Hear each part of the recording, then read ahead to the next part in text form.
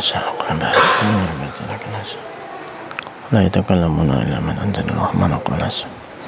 Assalamualaikum warahmatullahi wabarakatuh.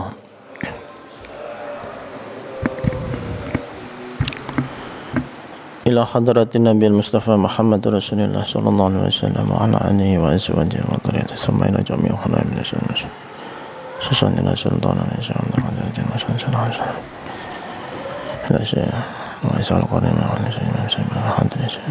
haraf al-qarqi khususan ila Sayyid Taifah al-Imam Abdul Qasim al-Junaid al-Baghdadi wa Syekh Abi Yazid al-Bastami wa Sayyidina Muhammad Syekh Muhammad bin Abdul Aziz Hujjatul Islam Muhammad Subhal Hasan Asadi khususan ila musannif hadal kitab Syekh Al-Habib Abdullah bin Alwi al-Haddad wa usulihim wa furu'ihim wa ila kutub hadha zaman wa sa'iril awliya syai'u lillahi lana wa lahum wal fatihah. A'udzu billahi minasy syaithanir rajim. Bismillahirrahmanirrahim. Alhamdulillahi rabbil alamin arrahmanir rahim maliki yaumiddin. Iyyaka na'budu wa iyyaka nasta'in ihdinas siratal mustaqim siratal ladzina an'amta 'alaihim ghairil maghdubi 'alaihim waladdallin. Amin. Bismillahirrahmanirrahim. Alhamdulillahilladzi mala'a quluba awliyaihi bi mahabbatihi wa ikhtassa arwahahum bi syuhudi 'azamatihi wa hiya asrarahum li hamli aba'i ma'rifatihi. Allahumma shalli ala sayyidina Muhammadin abdika wa nabiyyika wa rasulika an-nabiyil ummi wa ala alihi wa sahbihi wa sallim tasliman bi qadri 'azamati dzatika fi kulli waqtin wa hin. Subhanaka la ilma lana illa ma 'allamtana innaka antal alimul hakim. Qala rabbi shrah li sadri wa yassir amri wa hlul 'uqdatam min lisani yafqahu qawli. Amma ba'du. Hadratin muhtaramin, para alim, para ulama, para asatid, sesepuh bini sepuh dan segenap jamaah salat maghrib Masjid Ar-Raudhah yang dirahmati Allah. Alhamdulillah malam ini kita bisa untuk bermuwajahah kembali, bermajelis, melanjutkan istiqomah kita, melanjutkan wirid kita untuk mengaji kitab Risalatul Mu'awanah. Satu anugerah yang tak henti-hentinya terus dicurahkan kepada kita sehingga kita bisa melanjutkan bagaimana memperdalam iman, mempertebal keyakinan di tengah situasi yang tidak mudah ya. Banyak berita-berita yang baik itu di dalam negeri, banyak krisis, terutama di luar negeri sekarang sedang cukup hangat ya, kalau tidak mau dikatakan panas. Jadi kita bisa tetap hari ini dengan damai, dengan penuh tumakninah, kita bisa sholat berjamaah, kita bisa ngaji. Ini satu takdir yang luar biasa. Karena itu mari kita syukuri, kita respon takdir ini dengan sebaik-baiknya. Dan tidak lupa tentunya saya meminta kepada panjenengan semua untuk kita bersama-sama mengirimkan doa kepada saudara-saudara kita umat Islam yang ada di Palestina, yang ada di Yaman, Lebanon, Suriah, Iran khususnya yang saat ini sedang mencoba untuk melakukan perlawanan ya, terhadap kezaliman dan ketidakadilan yang sudah terjadi puluhan tahun ini. Mudah-mudahan mungkin kita tidak bisa membantu secara yang bagaimana, paling tidak secara mental, secara support doa. Mari kita terus kirimkan kepada saudara-saudara kita umat Islam seluruhnya, khususnya Iran dalam hal ini, ala hadhihi niyyah wa ala kulli niyatin shalihah. Al-Fatihah. A'udzu billahi minasyaitonir rajim. Bismillahirrahmanirrahim. Alhamdulillahi rabbil alamin arrahmanir rahim maliki yaumiddin. Iyyaka na'budu wa iyyaka nasta'in ihdinas siratal mustaqim siratal ladzina an'amta 'alaihim ghairil maghdubi 'alaihim waladdallin. Amin. Baik, terima kasih para jamaah sekalian. Mari kita lanjutkan pengajian kita. Insyaallah ini masih di pasal yang menerangkan tentang zuhud ya. Nasihat tentang zuhud. Bismillahirrahmanirrahim. Qala al-muallif rahimahullah taala wa nafa'na bihi wa bi ulumihi fid dharaini amin rabbi yassir wa'in. Jadi zuhud itu di minggu lalu sudah disampaikan, paling tidak orang itu memiliki hati yang tidak,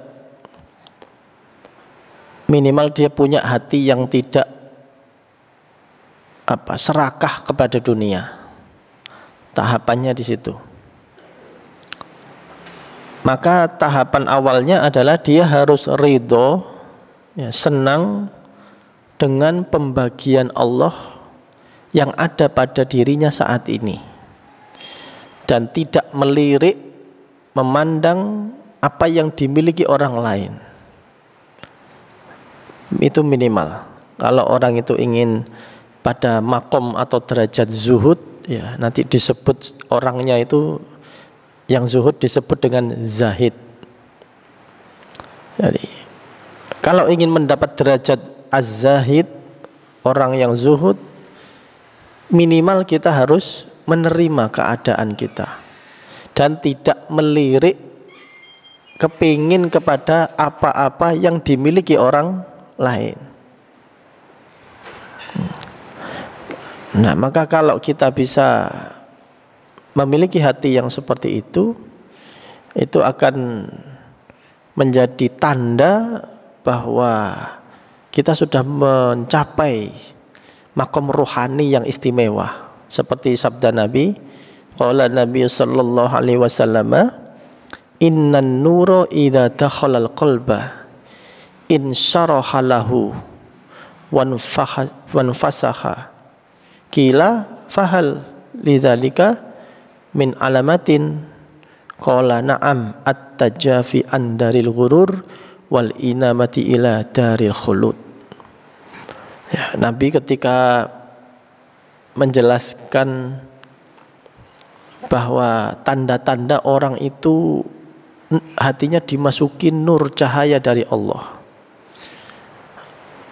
dia akan menjadi luas hatinya itu, dan hatinya padang cerah. Apa tandanya ya Rasulullah? Tandanya adalah dia meninggalkan orientasi negeri yang penuh tipu daya dan berbalik menuju pada negeri keabadian.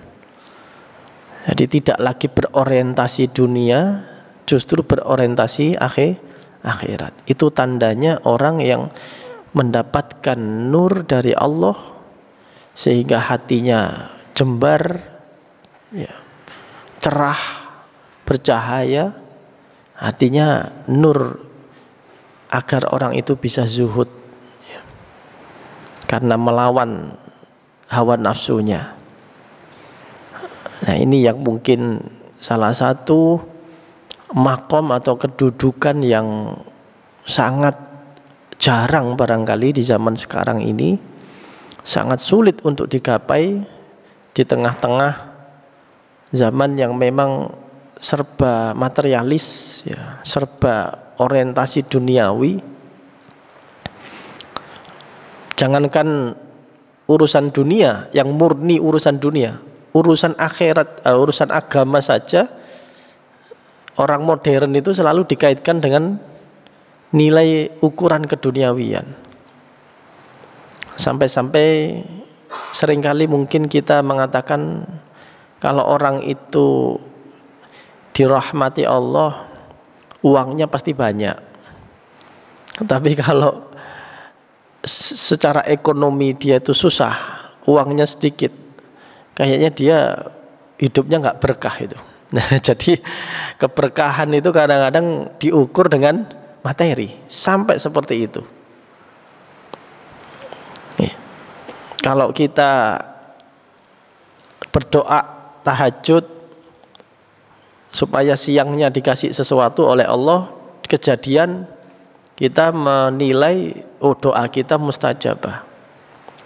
Kalau kita berdoa bertahun-tahun kok belum diijabah, kita menilai itu sebagai itu kan dosa soalnya. Jadi sampai-sampai segala sesuatu yang bernilai agama, bernilai ukhrawiyah, ruhaniyah, itu dimaterialkan, diukur dengan ekonomi atau materi, sampai seperti itu. Apalagi urusan duniawi. Manusia modern ini sudah begitu terjebak dengan banyak sandaran-sandaran palsu gitu. Padahal yang berhak dijadikan sandaran hanyalah Allah Subhanahu wa ta'ala. Maka kalau kita ngaji tentang zuhud ini sebetulnya sedang berusaha untuk mengembalikan kesetelan pabrik kita. Nah, tapi harus rela. Kalau kembali ke setelan pabrik itu harus rela, memorinya hilang semua. Seperti handphone yang di reset pabrik, harus mau. Apa itu memorinya? Maksudnya adalah segala hal yang sudah kita masukkan ke dalam hati kita, bayang-bayang, gambar-gambar duniawi harus rela terbuang. Kalau kita masih sayang pada hal-hal selain Allah yang sudah kita masukkan, kita save di dalam hati kita, itu masih berat. Mau di reset pabrik itu berat, lemot biasanya. Harus rela itunya hilang dulu. Kalau nggak rela, nggak akan bisa zuhud. Wa qala alaihi salatu wassalam, az-zahadatu fid dunya turihul qalba wal badan warrahbatu fid dunya tuksirul ham wal hazan. Nabi juga pernah bersabda, para jamaah sekalian, az-zahadatu fid dunya, bersikap zuhud terhadap dunia, itu turihul qalba, justru membuat hati itu nyaman, kata Nabi. Orang modern itu kan orang yang gampang stres. Orang stres itu tidak harus terlihat mencurang ya, tidak harus terlihat nangis itu, enggak. Orang stres itu ya, kalau menurut beberapa psikolog itu bisa jadi orangnya ketawa-ketawa iya, tapi sesungguhnya dia menyembunyikan tekanan batin psikologinya. Maka betapa banyak manusia di era modern ini ketawa-ketawa tapi habis itu bunuh diri. Itu para artis-artis, para petinggi di Korea atau di negara-negara yang angka bunuh dirinya tinggi. Padahal sudah penuh dengan materi, fasilitas, kemewahan, tapi masih bunuh diri. Jadi kata Nabi, kalau ingin kita itu tidak stres, mikiri dunia, ya harus zuhud. Kalau dimaknani sebagai geting terhadap dunia, kayaknya terlalu sulit ya. Minimal kemarin disampaikan adalah minimal menerima apa yang ada dan tidak melirik apa yang dimiliki orang lain, tidak melirik pada tetangganya, tidak melirik kepada temannya, saudaranya yang lebih kaya.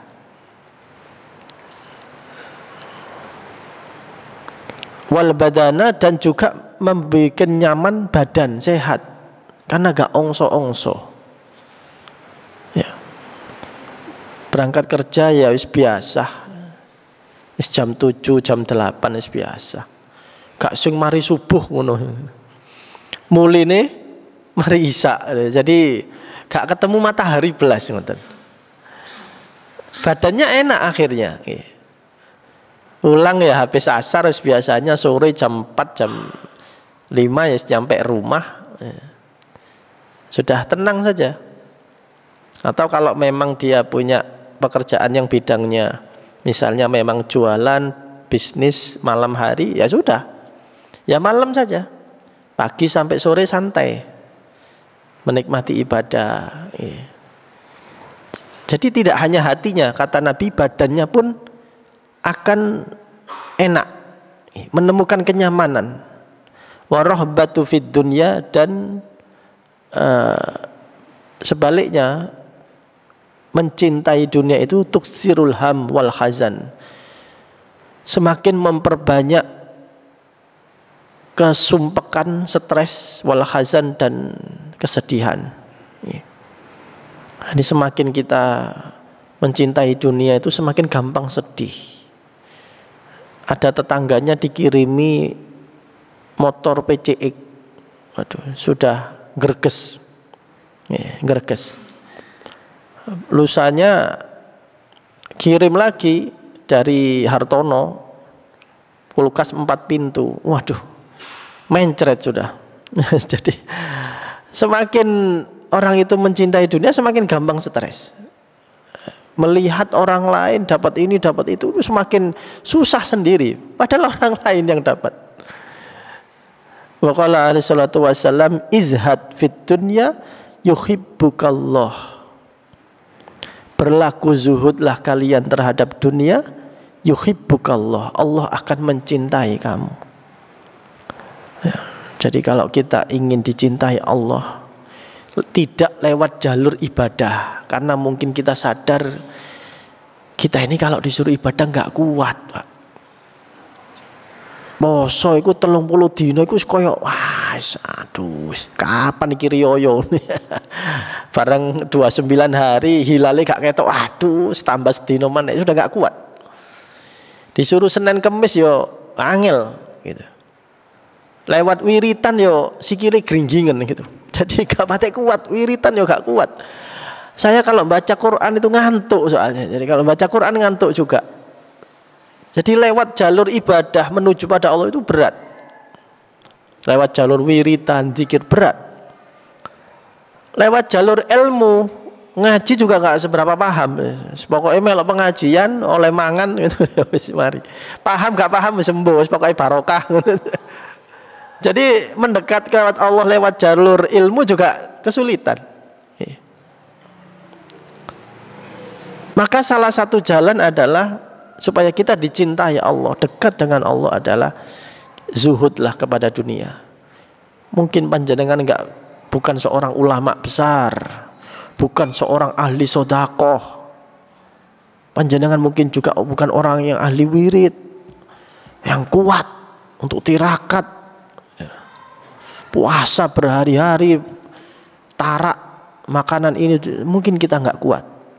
Tapi ada satu jalur yang tidak banyak orang tempuh, maka jalur itu adalah zuhud. Kata Nabi, kamu akan langsung dicintai oleh Allah. Itu tadi seperti HP yang akan di restart pabrik ya. Dia harus rela mengeluarkan seluruh memori isi hatinya terhadap kenikmatan-kenikmatan duniawi. Sudah tidak ada lagi keinginan untuk setiap minggu harus ke Trawas, Pacet untuk healing. Rencana-rencana itu sudah dibuang. Rencana untuk memperlebar rumah misalnya tingkat 4-5 enggak, sudah secukupnya. Wa aslu zuhud ma'rifatul qalbi bi haqaratin dunya.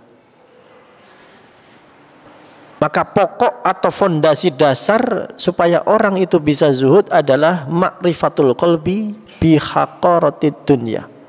Kita harus mengetahui hakikat dari kehinaan dunia. Jadi apa sih dunia itu sebetulnya? Kenikmatan yang bagaimana dunia itu? Kita harus mengaji, kita harus tahu. Selama kita nggak ngaji, kita nggak ngerti tipuan-tipuan dunia, kita akan terus mencintai itu. seneng ya, pada kemewahan dan fasilitas. Wa khissatiha, dan juga kerendahannya, ya, kehinaannya dunia. Ya, hampir sama, rendah, hina. Wa annaha, dan sesungguhnya bahwa kenikmatan-kenikmatan fasilitas dunia itu laukanat tazibu indallah janaha ba'udatan masaqo kafiron syarbata ma'in, ya. Seandainya dunia itu betul-betul bernilai penting di sisi Allah, maka tidak akan diberikan kepada orang-orang kafir meskipun hanya seteguk air. Jadi seandainya dunia itu, ya, kenikmatan-kenikmatan dunia itu penting, bernilai di sisi Allah, tidak akan pernah diberikan kepada orang kafir meskipun cuma seteguk air, tidak akan pernah. Karena kalau dia bernilai dunia itu nikmat hakiki, yang paling berhak adalah orang-orang yang beriman, para kekasih Allah. Jadi kita harus tahu berarti apa hakikatnya daripada dunia itu. Innaha, karena sesungguhnya dunia itu mal'unatun mal'unun ma fiha. Dunia itu terlaknat dan dilaknati. Ma fiha, apa-apa yang di dalam dunia, illa makana lillahi fiha, kecuali segala hal yang ditujukan untuk Allah. Jadi fasilitasnya banyak, punya mobil banyak, tapi sebagian kecil ada yang disedekahkan untuk di jalan Allah, disedekahkan untuk masjid. Oh, itu tidak terlaknati. Tapi lek digawe dhewe, dipek dhewe, justru terlaknat. Wa inna man akhadha minha, dan sesungguhnya orang yang mengambil minha, bagian daripada kesenangan-kesenangan dunia, fauqa ma yakfihi, melampaui dari kadar kecukupan, akhoda hadfahu, maka akan diambil, ya, siksa misalnya dari cengkraman dari lehernya, wa huwa la yash'ur, dan orang itu tidak terasa, ya, bahwa dia itu sedang disiksa oleh Allah secara perlahan-lahan. Ya, seperti tadi, ternyata di dunia pun kita sudah merasakan siksanya Allah kalau kita itu terlalu cinta duniawi. Jadi melihat orang lain lebih mendapatkan nikmat fasilitas itu sudah menyakitkan ternyata. Itu bentuk siksa betul. Kita mau mengadakan apa, beli apa, itu gak sok turu isan. Wah, dimikiri hitung-hitungan RAB dan sebagainya. Wis gak sok turu isan. Mau renovasi rumah atau mau investasi apa dan seterusnya, itu sudah nggak bisa tidur. Nah, itu sudah bentuk siksa sebetulnya. Sedikit, ya, diicip oleh Allah di dunia. Juga mari kita perhatikan, kita harus ngaji, mengetahui bagaimana para ulama-ulama salafus soleh, bagaimana para kekasih-kekasih Allah, waliullah, para nabi, para rasul menyikapi dunia. Kita harus banyak ngaji tentang itu. Ya. Kalau kita ngajinya ini hanya media sosial yang isinya diisi oleh influencer atau artis-artis yang serba hidup mewah, ya kita akan semakin terpropaganda untuk mencintai dunia. Tapi kalau kita sering ngaji, sering membaca, mendengarkan bagaimana cara hidupnya para aulia, para siddiqin, para salafus soleh, sahabat-sahabat Nabi bagaimana, lebih-lebih para nabi, para rasul di dalam menyikapi fasilitas dunia, itu akan lama-lama akan terkikis. Ya, akan terkikis. Wasamratu hadil ma'rifah, dan buah daripada pengetahuan hati seperti ini, ya, mengetahui kehinaan dunia, mengetahui bagaimana tidak bernilainya dunia di hadapan Allah, di hadapan Nabi, di hadapan para ulama, para aulia. Al-maqsudati minha, tujuan daripada mengetahui hakikat tersebut adalah tarkul maili ila dunya batinan wa tarkut tana'umi bisyahwatiha zahiron. Baik secara batin maupun zahir, kita meninggalkan rasa condong untuk menuju kepada dunia tadi.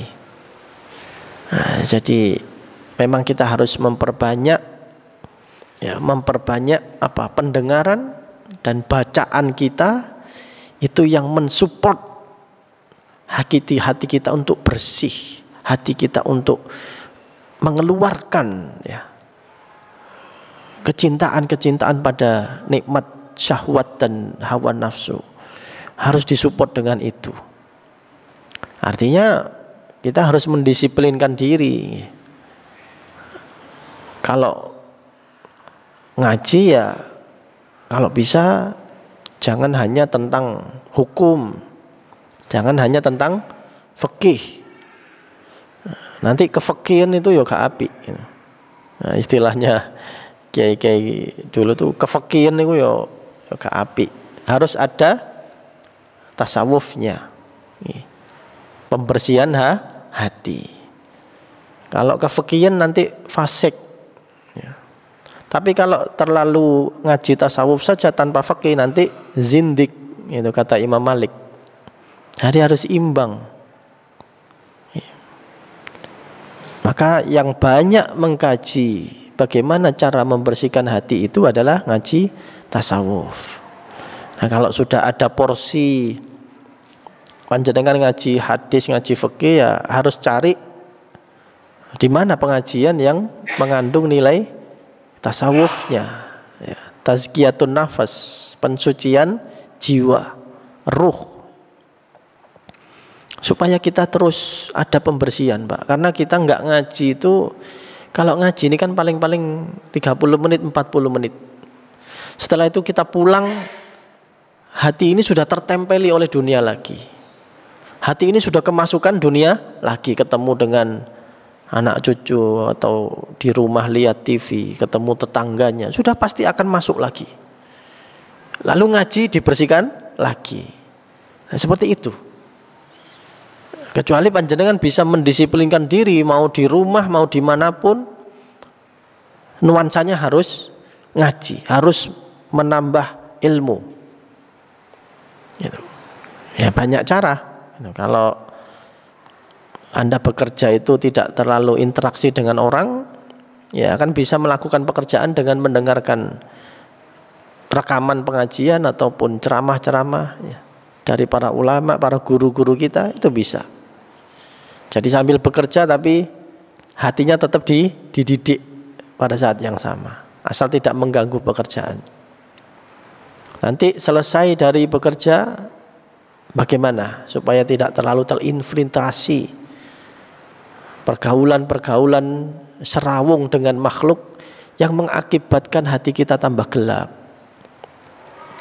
Wa adna darajatiz zuhud, dan lebih rendah-rendahnya atau minimumnya derajat zuhud, an la yaqa'a bisababid dunya fi rukubi maksiatin wala fi tarki ta'atin.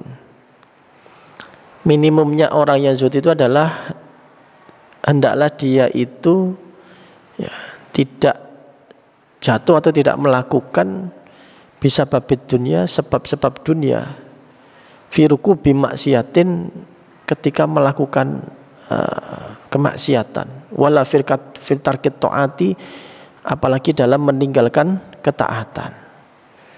Jadi sudah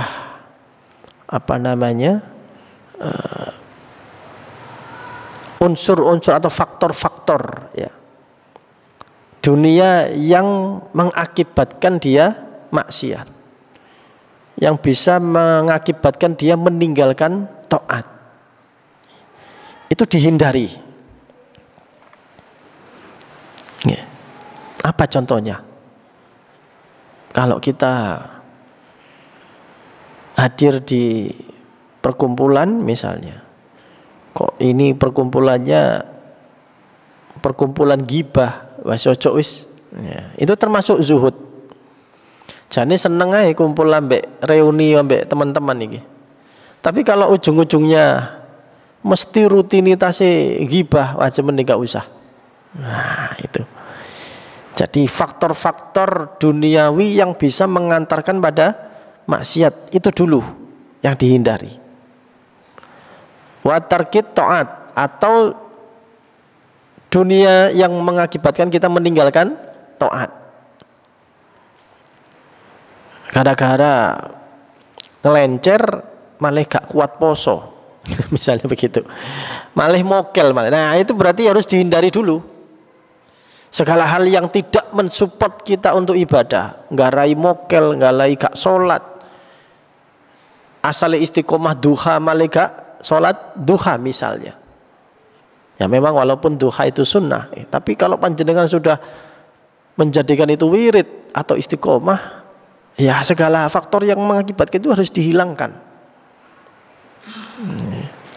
Nah, ini minimal di situ.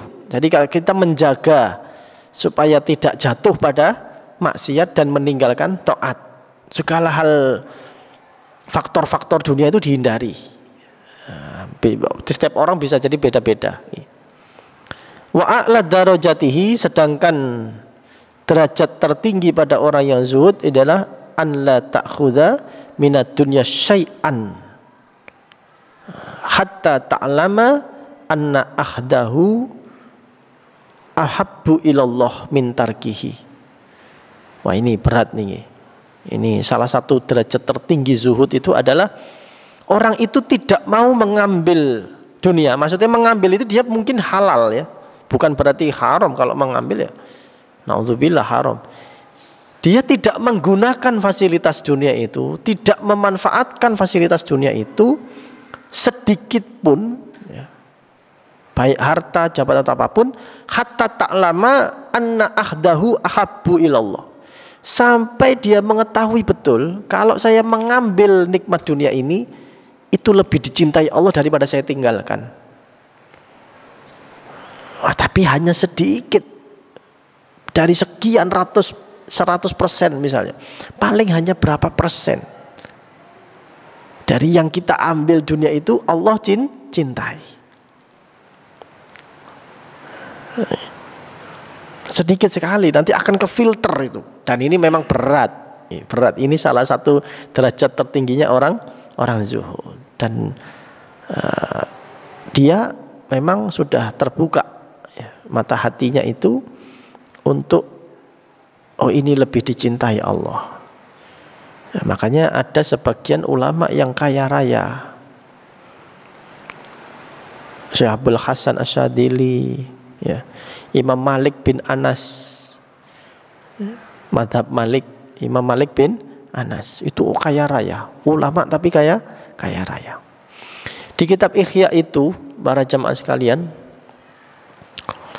Imam Malik bin Anas itu pernah ditanya oleh seorang ulama juga, wahai Imam Malik, panjenengan ini ulama yang zuhud, warok, tapi Anda juga orang yang kaya raya. Jadi orang zuhud tidak selalu miskin, Pak, belum tentu. Dan orang miskin tidak selalu zuhud, guru mesti. Orang miskin yang kedunyan ya banyak. Buktinya apa? Begitu dia ngapunten ada uang warisan, langsung berantem, Pak. Banyak apa enggak ini? Banyak. Awalnya miskin rukun-rukun naik, begitu dapat uang warisan tukaran dewe-dewe. Itu berarti miskin tapi kedunyan. Banyak. Ada juga orang kaya tapi zuhud. Nah, salah satunya Imam Malik. Ditanya oleh ulama ini, bagaimana Syekh caranya? Ya.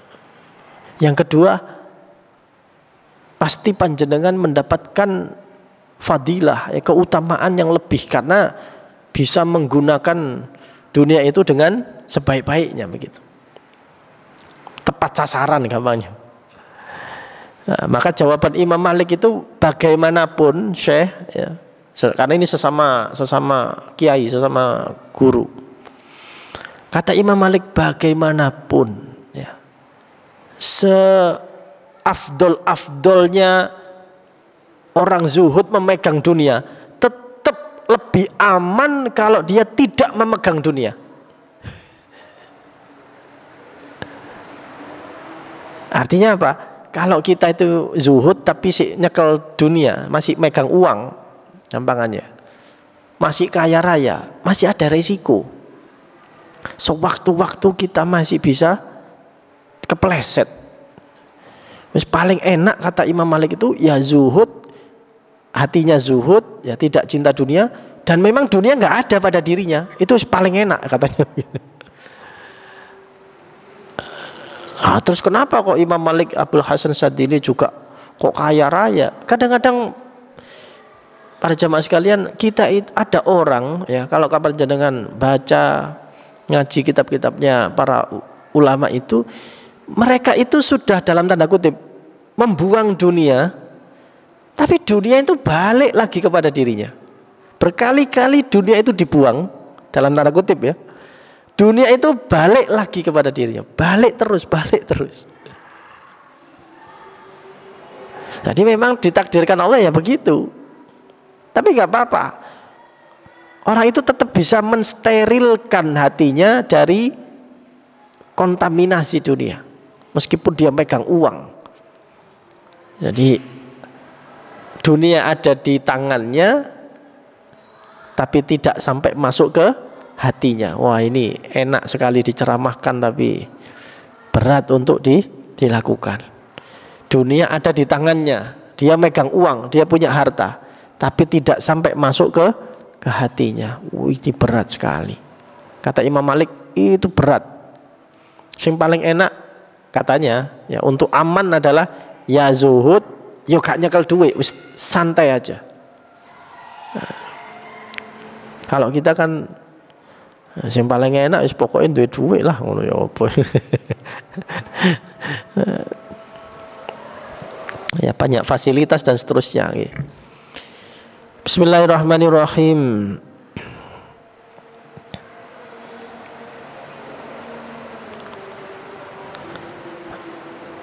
Wanizahidi as-shadiq,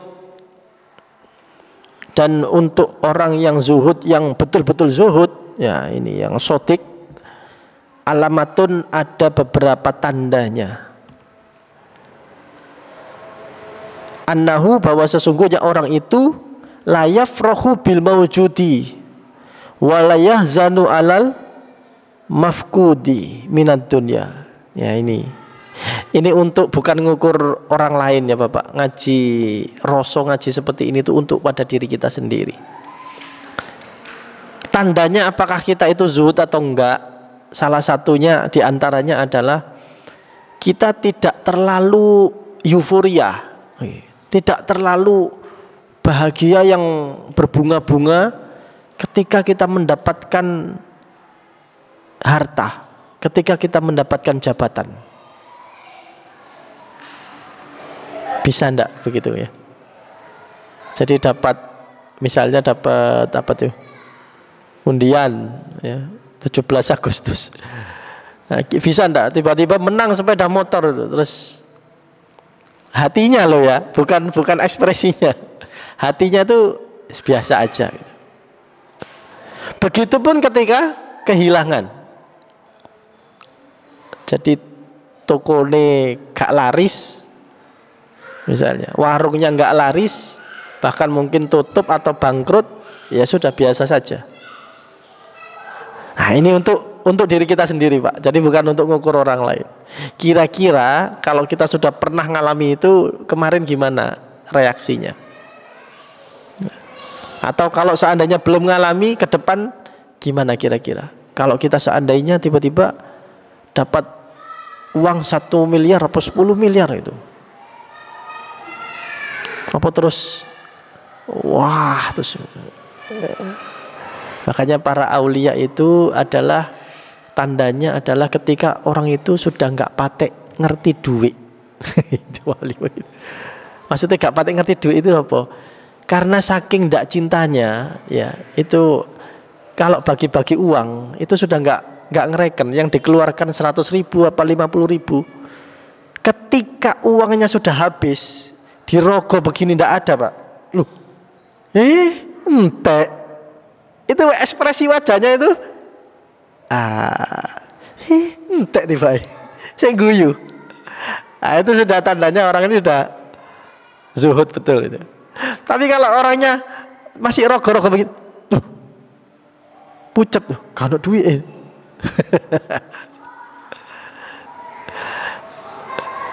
Jadi kalau kita keluar pergi nggak bawa ATM, nggak bawa handphone untuk QRIS, kita kira masih tawakal apa enggak kira-kira? Kadang-kadang kan orang, waduh gak nggak duit, kok naik mau bensin bocor gitu. Nah itu kan, jadi bersandarnya itu kepada uang, pada dunia. Seperti itu kira-kira ya. Jadi nggak bawa uang, nggak bawa atau nggak punya itu ya nggak apa-apa, tenang aja. Ya, saya sering contohkan itu ya, kalau di sekarang itu ya Gus Baha itu ya sudah contoh paling enak supaya kita ngerti itu ya Gus Baha itu paling enak. Contoh paling nggak ribet. Kalau kita contoh dengan ulama-ulama dulu kan kadang nggak sesuai dengan zaman sekarang. Nah ini mumpung kita satu zaman dengan salah satu orang alim yang ada saat ini, tapi juga zuhud, menurut saya ya Gus Baha. Di tengah orangnya itu bisa mengambil dunia, dia lebih memilih untuk meninggalkan, Pak. Betapa banyak pejabat atau siapa orang kaya itu ke Gus Baha, Gus ini 100 juta. Loh, buat apa? Ditanya begitu. Buat apa ya Gus? Yes, terserah buat pondok. Oh, buat pondok. Ya 100 juta itu dibuat pondok, Pak. Tidak sepeser pun diambil untuk dirinya sendiri. Bayangkan tuh.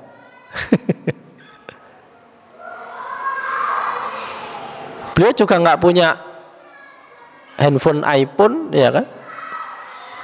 Juga nggak punya media sosial, juga nggak punya mobil mewah. Bahkan baru-baru ini saja beliau beli mobil. Sebelumnya nggak punya mobil. Panjenengan lihat pondoknya mewah, karena memang itu donasi, kan begitu. Pondoknya semakin besar. Tapi panjenengan lihat rumahnya Gus Baha itu sama sekali nggak berubah. Rumahnya masih seperti apa adanya beliau. Cara pakaiannya ya seperti apa adanya. Nggak berubah sama sekali. Dulu sebelum terkenal ya begitu, setelah terkenal ya begitu. Dulu waktu yang ngaji sepi ya begitu, sekarang yang ngaji rame ya sebegitu. Itu ciri-ciri orang zuhud. Itu. Supaya kita enak belajarnya enak, harus ada contoh. Menurut saya salah satu contohnya Gus Baha itu. Di era yang seperti ini ya, era yang sekarang serba materialis. Jadi beliau hanya mengambil yang secukupnya untuk dirinya, ya sudah. Ya, untuk itu sudah selesai. Kalau orang ngasih uang loh, ditanya untuk apa? Untuk pondok ya, semuanya berarti untuk pondok, bukan untuk dirinya. Jadi cirinya dia tidak senang kalau mendapatkan sesuatu, mendapat uang, mendapat jabatan, tidak euforia. Karena ada orang yang dapat jabatan itu terus wah makan-makan. Nanti ketika turun atau diganti, di reshuffle, waduh susah. Jadi saya jadi ingat ceritanya saya itu, ada kiai itu nggak enak ceritanya. Ini kiai betul. Kalau saya sebutkan namanya sama pasti tahu semua. Ketika itu turun dari jabatannya tuh kayak orang susah gitu, diem di kantin. Sama ibu kantin itu tanya, kenapa kiai kok sendirian meneng? Lah yo, aku iki salah opo yo. Jadi ketika kehilangan jabatan itu, dia itu sedih sekali gitu. Ayo aku iki salah opo yo, kok sampai dingenekno mbek wong-wong gitu. di kantin sendirian. Hanya ada begitu. Wala tahzanu alal maghfuda minallah wa annahu la yusghiluhu talabud dunya wa tamatta'u biha kama huwa khairul lahu inda rabbih.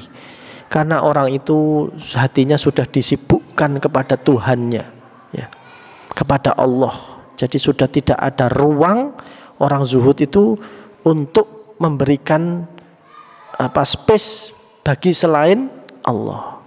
Dia sudah nyaman dengan Allah. Ini orang sudah zuhudnya sudah tinggi sekali.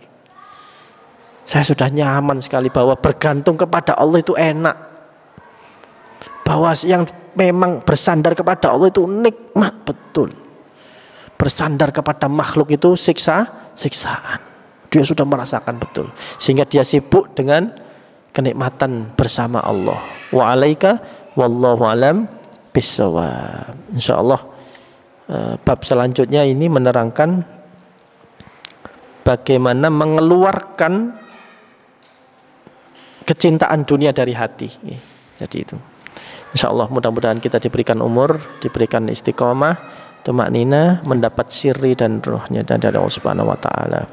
Rabbi fanfa'na bi barakatihim wahdinal husna bi hurmatihim wa amitna fi tariqatihim wa mu'afati minal fitani. Rabbi fanfa'na bi barakatihim wahdinal husna bi hurmatihim wa amitna fi tariqatihim wa mu'afati minal fitani. Rabbi fanfa'na bi barakatihim wahdinal husna bi hurmatihim wa amitna fi tariqatihim wa mu'afatin minal fitani. Bismillahirrahmanirrahim. Allahumma inni astaudi'uka ma 'allamtanihi fardudhu ilayya inda hajati ilaihi wala tunsinihi ya rabbal alamin. Allahumma inni astaudi'uka ma 'allamtanihi fardudhu ilayya inda hajati ilaihi wala tunsinihi ya rabbal alamin. Allahumma inni astaudi'uka ma 'allamtanihi fardudhu ilayya inda hajati ilayhi wa la tunsinihi ya rabbal alamin. Subhanakallahumma bihamdika asyhadu an la ilaha illa anta astaghfiruka wa atubu ilaika. Assalamualaikum warahmatullahi wabarakatuh.